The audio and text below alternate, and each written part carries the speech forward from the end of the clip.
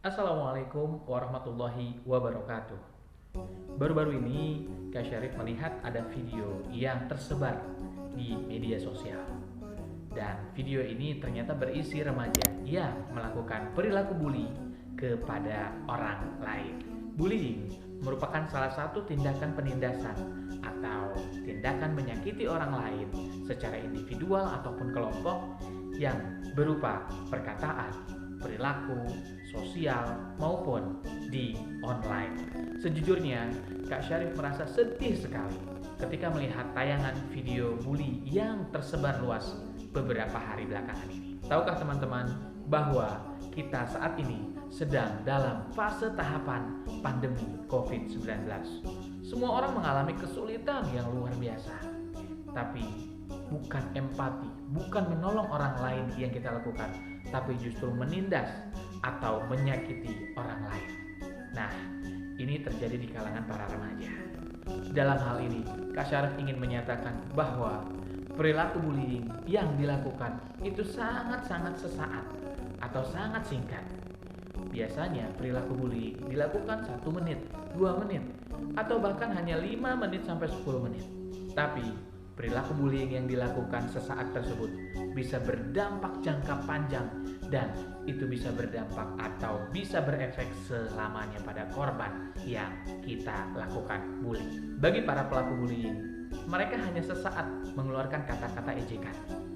Mereka hanya sebentar saja melakukan perilaku fisik menindas atau menyakiti orang tersebut dengan tangannya atau dengan kakinya atau dengan tubuhnya. Atau mereka hanya sebentar saja mengucilkan orang yang ada di sekitar mereka di lingkungan sosial atau melakukan online cyberbullying. Ini semua tentu sebentar sekali dilakukannya. Sesaat, hanya membutuhkan waktu yang sangat singkat. Kak Syarif pernah mendengarkan beberapa korban bullying yang sempat bercerita kepada Kak Syarif bahwa sesungguhnya mereka menderita dan mengingat kejadian tersebut dan sampai saat ini belum terlupakan. Bayangkan, kira-kira usia berapa saat ini dia masih ingat kejadian tersebut. Padahal kejadian tersebut sudah terjadi lama, bisa jadi pas 3-6 tahun yang lalu. Saat ini dia SMA, tapi kejadian bullyingnya pada saat SD.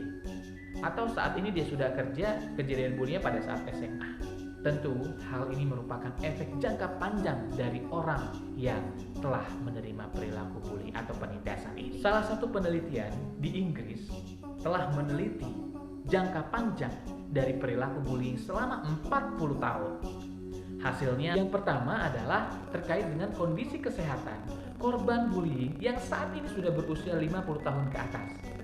Menurutnya, korban bully yang udah berusia 50 tahun ke atas tersebut saat ini kondisi kesehatannya lebih buruk kondisi fisik dan mentalnya daripada orang yang tidak terkena bullying. Selanjutnya, yang terjadi pada saat usia 50 tahun ke atas korban bullying ini adalah mengalami sedikit penurunan fungsi kognitif daripada orang yang tidak pernah kena bullying. Bahkan hasil yang mengejutkan adalah orang yang terkena bullying di masa depannya akan mengalami ketidakpuasan hidup atau mengalami kualitas hidup yang sangat rendah dibandingkan orang yang tidak pernah terintimidasi atau terkena penindasan. Di penelitian yang lain disebutkan juga bahwa bullying dapat berefek bagi masa depan dan jangka panjang, yaitu antara lain korban bullying dapat mengalami kesulitan berinteraksi sosial dengan lingkungan sosialnya. Bahkan ketika sudah bekerja, orang yang pernah terkena bullying akan sulit menyesuaikan dengan kondisi lingkungan pekerjaannya. Bahkan cenderung tidak betah dan sulit untuk mendapatkan pekerjaan yang baru karena ada rasa trauma dengan teman-temannya yang lama. Yang terakhir, korban bullying dapat juga mengalami kesulitan berinteraksi dengan lingkungan sekitarnya, bukan hanya di lingkungan pekerjaannya. Jadi, Kak Syarif pernah mendengarkan beberapa orang yang pernah terkena bullying pada saat usia SD. Bahkan dia tidak mau menikah atau menjalin hubungan nantinya dengan pasangannya. Nah, menurut teman-teman, apakah ini tidak berdampak buruk bagi korban? Dan kita tidak berdosa ketika kita melakukan terhadapnya? Kalau sampai orang tersebut tidak mau menikah, berarti dia tidak melakukan sunnah Rasulullah SAW. Dan itu karena siapa? Karena kita sudah melakukan penganiayaan, kita sudah melakukan penindasan kepada orang tersebut sehingga tidak mau melakukan interaksi sosial. Mereka tidak percaya diri karena merasa tidak berhasil ketika bergaul dengan lingkungan di sekitarnya. Jadi teman-teman, dalam Islam perilaku bullying itu dikenal dengan kezoliman. Banyak sekali hadis-hadis yang menyatakan bahwa kezoliman akan mendatangkan kepada keburukan.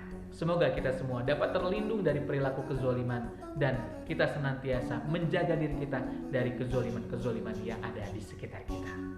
Wallahu a'lam.